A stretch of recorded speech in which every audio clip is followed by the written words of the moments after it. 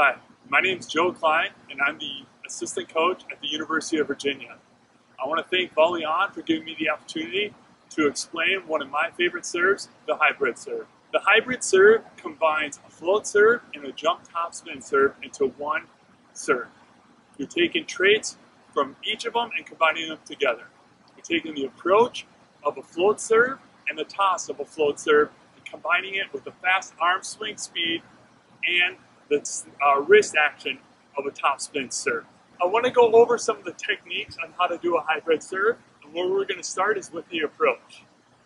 Our approach for a hybrid serve should be very similar to a normal attack. All right, we want to take a 4-step approach.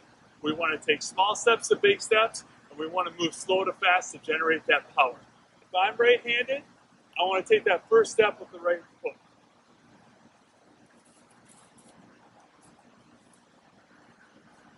The next piece I want to talk about is the toss. Now the toss, we're tossing during our approach. We're taking 2 more steps after that approach. So it's really important that I really give myself a lot of room in my toss so I can really take a big last 2 steps. Ideally, we want to contact it at its peak or maybe slightly after that. So it should be something. Lastly, we want to talk about how we contact that ball. All right, what's different from a float serve in this hybrid serve is that top spin arm swing. All right, so we're going to move our arm real fast, and we're going to try to put a lot of snap on that ball so that ball will get some top spin to it and curve down faster.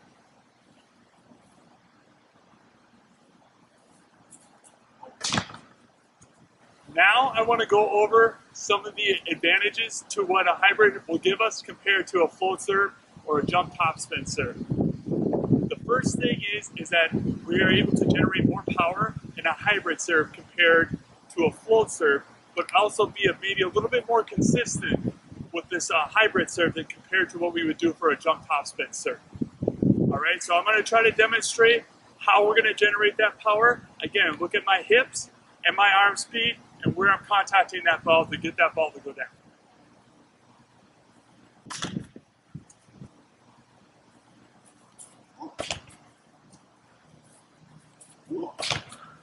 The next advantage of a hybrid serve that we're going to look at is the flight path of this serve. It is quite unique in that it takes some traits from the topspin and some traits of the float serve and combines them. Since we're snapping on that ball is going to have a slight topspin to it as it's traveling in the air, allowing that ball to dive as it gets over the net.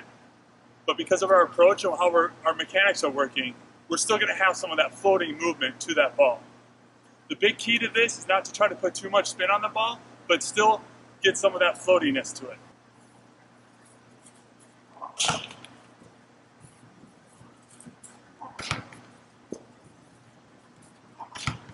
Another advantage that the hybrid serve has over a float serve is that we're able to fishtail the ball. And what I mean by that is that ball will come and curve one way or come and curve the other.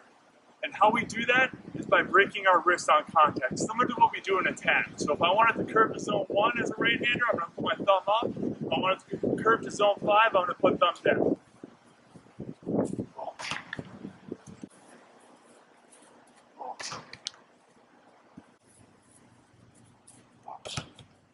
The next advantage a hybrid serve has is that it can be very deceptive. As a player, if I'm consistently be able to put in a hybrid serve and switch to a float serve, I'm going to keep those passers on the other side of the net guessing on which one I'm going to do, so they can't anticipate until I make contact. The goal of this is to try to keep your toss and your approach the exact same for both. I'm going to head to the other side of the net, and I'm going to put in some floats and some hybrids and see if you can tell the difference and when you can tell the difference.